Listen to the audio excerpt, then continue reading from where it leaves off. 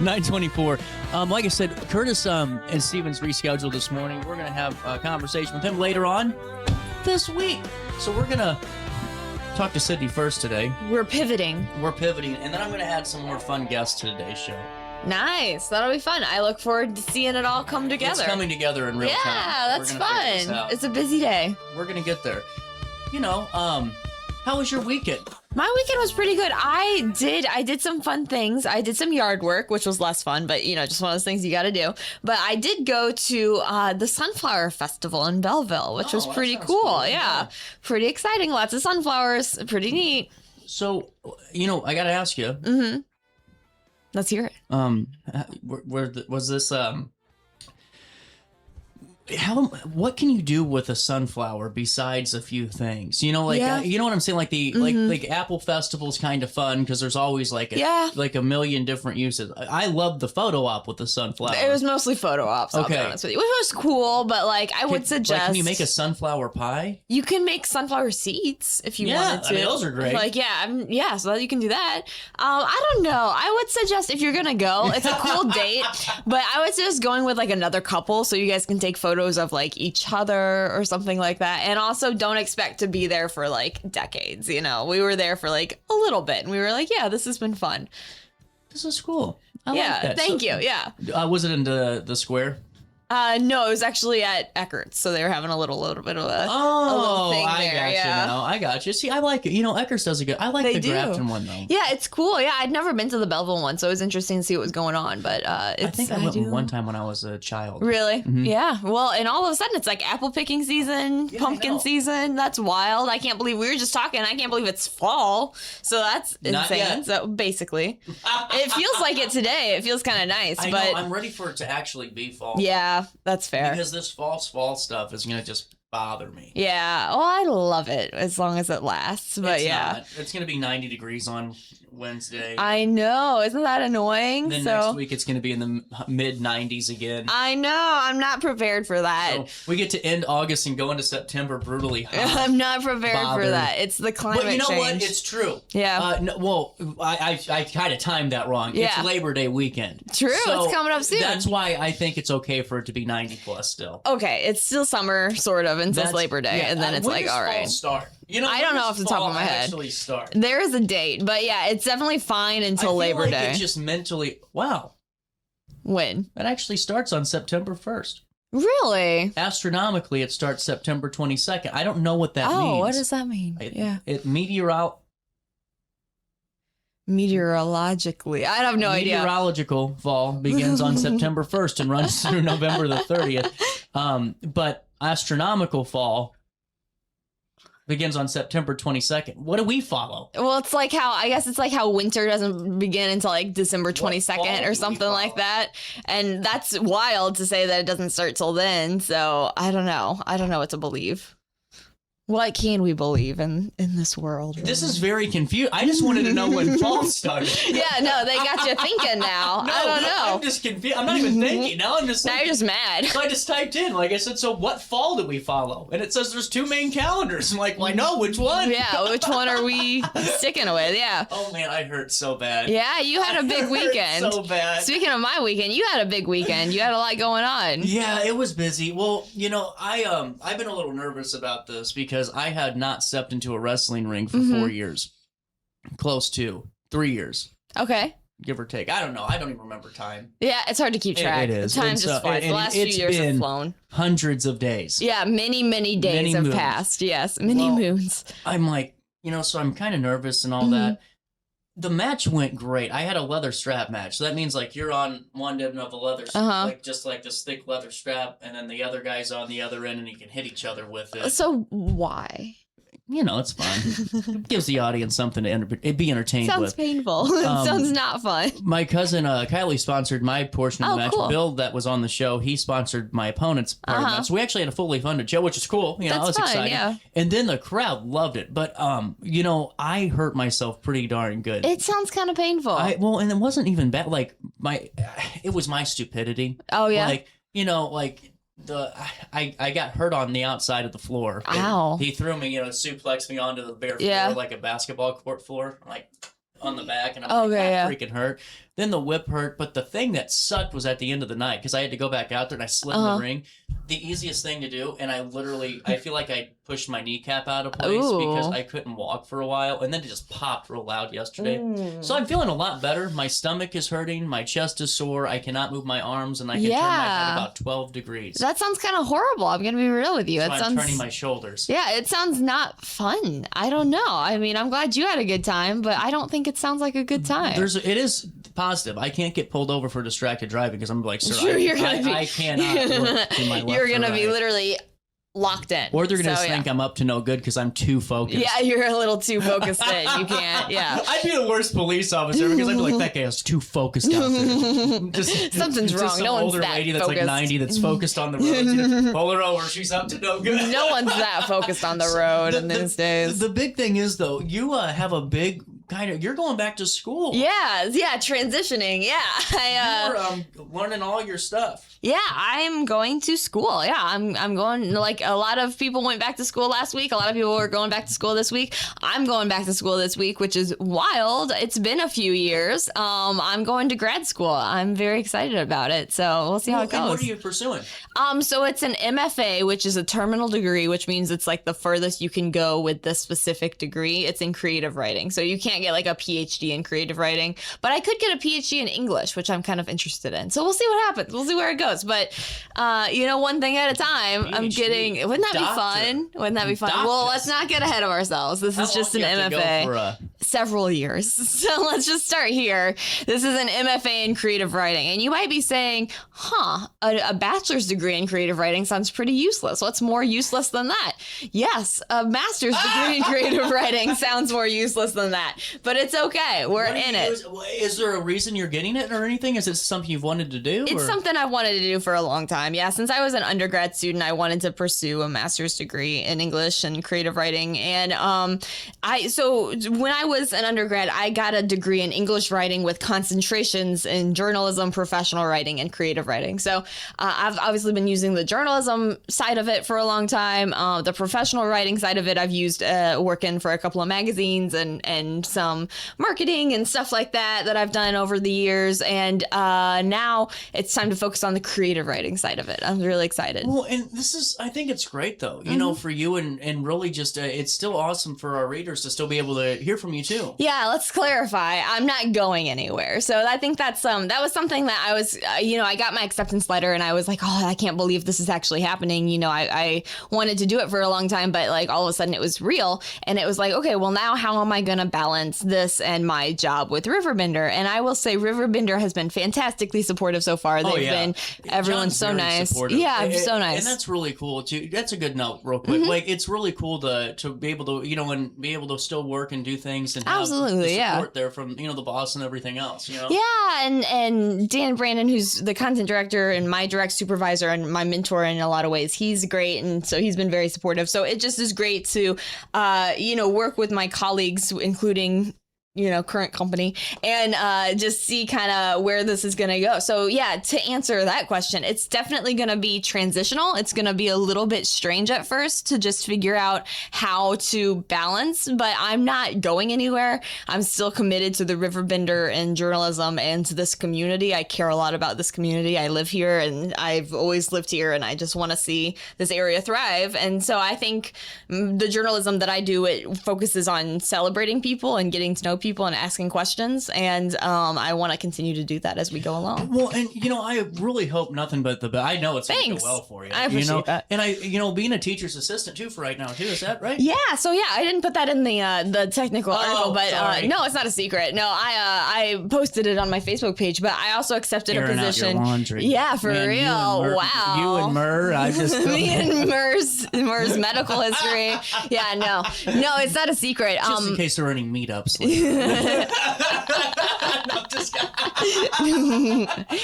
Yeah. So anyway, let's leave Murr out of it. My cat Murr, poor Murr, is getting his laundry aired. He's so cute. He's so sweet. He's a good boy. The fun that I've had with I'm glad you've enjoyed Murr. Yeah, he's a good cat. I love him so much. He is a character. Yeah, he's fascinating. I could talk for days about Murr. But anyway, yeah. No, I also accepted a role as a teacher's assistant, which is really cool. And I'm really excited to get to know a little bit of the students there. And I'll be working specifically in the Writing Center at first, which is a job I had as an undergrad in the Writing Center at Millikan University, which is where I went for undergrad. So anyway, I will be doing that now, an undergrad tutor, a Writing Center tutor at my next program. And I'm excited to get to know people. And, I really love the tutoring role, the Writing Center. Before I started this role, they sent some readings and some information, and I had to write a paper about it, not to apply, just like before we started training. And so I started reading, and it's about the history of the Writing Center and philosophies of the Writing Centers and how to teach at the Writing Center. And it sounds so boring probably, but I had so much fun reading this stuff. I was like, wow, this is so cool. So that being said, you're learning the process, right? Sorry, one more time. Because you're getting to learn the process a little bit. Yeah, the process and how to do it and why people do it and why it matters. And really cool. It was really cool. Yeah. So I was like, okay, maybe I made the right decision to get that excited about learning about the Writing Center and how it goes. Did you see Harvard? Just side note, Harvard closed their Writing Center this past weekend. That's wild. I don't like that. Harvard's that's not got a lot good of news. Problems going on. Yeah, they've got a lot going on. No, that's not good news for English and for writing, and it speaks to the AI age a little bit, which is problematic. But anyway, I could go on and on and on. Harvard's actually getting ready to announce their new AI. Yeah, probably the AI center. No, I could go on and on and on. The Writing Center was. Anyway. That was a joke. I shouldn't have said We're kidding. But no, it is a shame that writing centers are kind of going away. But writing is so important. Brief soapbox. Writing, you do it in every job. People are always like, why do I need to learn this? Well, literally every job or business proposal or, whatever else, you're always going to use writing. So it's great to be able to teach that. I think writing helps you really understand reading so much better. That's true, too. Yeah, you read to understand the world, write to understand yourself, they say. I feel I've always gained more perspective from writing because I'm like, when I read something, I'm like, if I wrote that, they should have, because that was terrible. No, I'm just kidding. I should have written that. I'm getting this creative writing degree because I've read books. I'm like, I could do better. I'm just kidding. Just kidding. But yeah, no. Oh my goodness. So with that, when do you kind of start this whole process? Tomorrow. So yeah. So look at you go. Yeah. So actually last week some people might have noticed I was out of the office a little bit because I was doing some trainings for the TA position. Which was great and really interesting. I got to be on campus and get to meet some people that I'm going to be working with, some new colleagues up there, which was very interesting and fun. And then, tomorrow is when my classes start and my TA Writing Center position starts. So we will see kind of what happens and how it goes. I'm excited to jump in and get to know people and get to know the campus a little bit better and just start. So it'll be really fun. And I'm also really nervous. I had a stress dream about it. So we'll see what happens. Yeah. Oh, don't be It'll nervous. be fine. Well, it's such it is nerve-wracking though, because this is a big chapter. Yeah, it's a big step. And it opens up a lot because you're networking, I'm sure, in more of a way that really, fits what you're passionate about too. Like creative writing and all that and education. There's a ton of stuff that you're going to be able to do and still get back to the community. Yeah, so that's really fun. But also, the way my schedule is working, I will basically be here in this office every morning still and into the afternoon most days. So that'll be really fun to just still be here and get to be with my colleagues and my coworkers and get to continue to learn the community. So that being said, even if I'm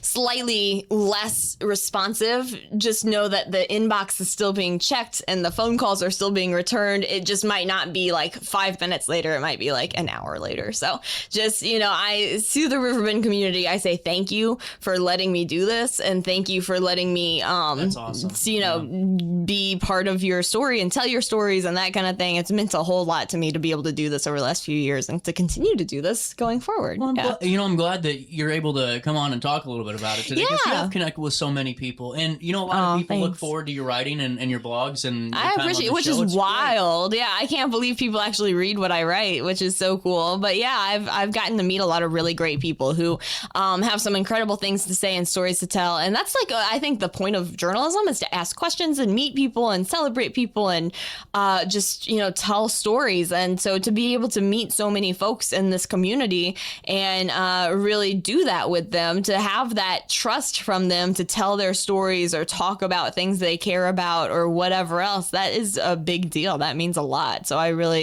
don't undervalue what that is, and it's a gift. And so, yeah, I'm happy to be here and thankful to still be here and in this role, and thankful to RiverBender and John and Dan and everyone else for being supportive as I pursue something that's for me, because that's, this next chapter is really something that's for me and my development, what I want to do. And it's just exciting. Yeah. So when's the first novel coming out? Well, weren't you supposed to write one? Okay. So NaNoWriMo, which is novel writing one. Yeah, I always say I'm going to do that, and then I never quite follow through. To clarify, though, what's more useless than a master's degree in creative writing? A master's degree in creative writing focused on poetry. So that's what I'm doing. It's a focus on poetry, which is, I don't know. We'll see where that goes. But I love my bad notes app poetry that I write at midnight. And it's one of those things. Anyone can do anything and be successful. You just gotta be passionate about it. Yeah, and as long as you love what you do and you're interested in it, who cares? Yeah, I'm really excited. I'm out for it. I mean, I think it's great. Thank you. I'm really excited. If someone gave a doctorate in basket weaving, why not? Live it up. What you're passionate about, you can be the world's greatest basket weaver. Absolutely. Knowledge for knowledge's sake. I'm not saying that in your case, obviously. Yeah. Well, thank you. I just because people always kind of dog creative writing and all those different degrees, but if it works for you, it's great, and it does. You're passionate about it, and you're doing a lot of really good stuff with what you're doing now. I think in Dead Poet Society, they say, lawyers and doctors, these are careers that we need to stay alive, but poetry, art, music, that's what we stay alive for. I'm butchering the quote, but Robin Williams says it. It's great. And I'm like, yeah, that's so true. Like that art and, to be able to express and share and relate to people. I could go on for a long time. You should cut me off. But I'm just saying, it's a great experience, and I'm excited to jump in. This is so cool. We're going to take a quick pause. We'll come back, just chat it up with Sydney for a couple more minutes and talk about the news that's going on, just to give you something for your Monday morning. And just wanted to say congratulations. Thank you. And we'll take a quick break. Come back for more. Looking for the perfect camper for your next getaway? Visit Coleman's Country Campers at 2 Fun Lane in Hartford, Illinois, where families have been finding travel trailers, fifth wheels, toy haulers, and RVs since 1991. Call 618-254-1180 and let their friendly team help you find the right camper for your next adventure. From weekend camping trips to cross-country memories, your journey begins at Coleman's Country Campers, because at Coleman's, adventure starts on Fun Street. You might be pregnant. You don't have to face it alone. At Vitality Women's Clinic, you'll find the care you deserve. We offer confidential, no-cost pregnancy testing, ultrasounds, and STI testing. Our team is here to listen, support you, and help you understand your options without pressure or judgment. Walk in or make an appointment today. Call 618-466-1690 or visit vitalitywomensclinic.org. Vitality Women's Clinic, clear answers, real support. Throughout all life stages, you need someone in your corner, guiding you on your health and wellness journey. At OSF Healthcare, that's your primary care provider. Your OSF primary care provider is there for every stage of life. Find a provider today at osfhealthcare.org/primary. As the storm hits, your roof protects everything underneath it. Trust the storm damage and roof replacement experts, Archer Roofing and Restoration, providing free inspections, help with insurance claims, and offer financing options that make replacing your roof affordable. Proudly veteran-owned and community-focused. We're here when our neighbors need us most. Call 618-575-0016 or visit archerroof.com today. Accidents happen in a heartbeat, but lives change forever. Whether it's a car crash, workplace injury, medical malpractice, or wrongful death, you don't have to face the consequences alone. Keith Short and Associates brings over 33 years of experience and a reputation for fighting fiercely for your rights. For relentless representation that you can trust, call Keith Short and Associates at 618-254-0055 today for a free consultation. If you thought quality home building was a thing of the past, think again. Welcome to Ralph G. Pasley Custom Homes, an award-winning builder known for craftsmanship, attention to detail, and homes designed around the way you live. From thoughtful design to expert construction, every home we build reflects decades of experience and a commitment to doing things the right way. Ralph G. Pasley Custom Homes, award-winning homes built with pride. Visit Pasley.com to learn more and start building your dream home today. Do you need to declutter your space? Time to call me, the Queen of Junk. Since 1993, we have grown to be the leader in residential, commercial, and property management junk removal. At Sparks Junk Removal, we are eco-friendly. We recycle, donate, or repurpose items back into our community. Trash is our last resort to the landfill. Plus, with our all-inclusive service, our crews handle everything from labor to lifting and landfill fees. Give us a call or visit our website, sparksjunkremoval.net, to reclaim your space today. Firearms training shouldn't feel intimidating. At Precision Point Armory in Bethalto, we focus on safety, confidence, and real-world skills. Whether you're new or renewing your concealed carry, you'll get professional instruction without pressure. Learn safe handling, sound decision-making, and proper techniques tailored to your experience level. If you're looking for premium firearms training in the heart of Bethalto, Illinois, call 618-779-9947 or go to precisionpointarmory.net and train with confidence today. Meet the Classic Edge HDX outdoor wood furnace. Best-in-class efficiency, durability, and smart technology. At Backyard Boilers, we're your trusted central boiler dealer, bringing you EPA-certified outdoor furnaces that burn up to 60% less wood. With the Firestar controller, you can monitor your system right from your phone. Built with titanium-enhanced stainless steel, these furnaces are made to last. Call Backyard Boilers in Perry, Illinois today at 217-473-7568 and make this your warmest, most efficient winter yet. Nobody cares what I know until they know that I care. And here at Stevens Planning, we establish a relationship built on trust as soon as you walk through our doors. We cover every aspect of a solid retirement plan. We will help you with investment choices as well as address and acknowledge your plans for financial development. It's our responsibility to help you safely and efficiently navigate your finances. You are the reason we're here, and whether you choose to join us at Stevens Planning, allowing us the opportunity to secure your future or not, we look forward to getting to know you.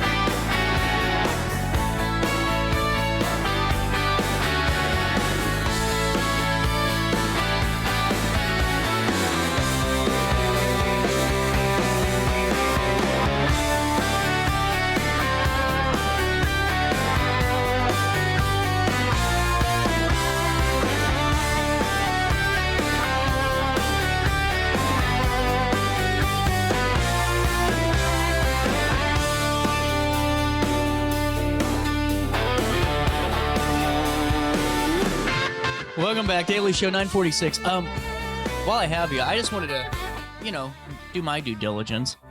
How's everything going with the school boards and everything else? Good. How's the news? Good. The news is good. The news is busy. And it's interesting. There's always something going on, but I always say if I'm busy, that means like good things are happening in this community because I get to write about a lot of the really positive things going on, which is cool. And let me think about it. So school started for most people already last week, or it's starting this week. No, sorry. I take that back. School started 2 weeks ago for a lot of people, and some people started last week. And then, now everyone's back in office and back in school, which is wild. I can't believe we're like at this point in the year. You and I were just talking about that it's already like, late August, which is really wild to me. But it's exciting to see the schools back in session and starting to talk to the teachers and stuff and hear a little bit more about what's been going on. Yeah. That's so cool. I saw you also wrote about the Alton Elementary elementary students learning how to join orchestra and be a part of music. That's so cool. What a great story. Yeah, so they're doing an instrument petting zoo is what they call it. Laura Plummer up at the high school, she does the orchestra program, and she does it with Sally Pierce and Abby Knoke, I believe are their names, in the elementary school, and elementary schools, I should say, because Alton has many. And they are doing an instrument recruitment night. So basically anybody 4th and 5th grade students who want to learn how to play orchestra instruments, violin, viola, cello, and one other one that I forget, bass.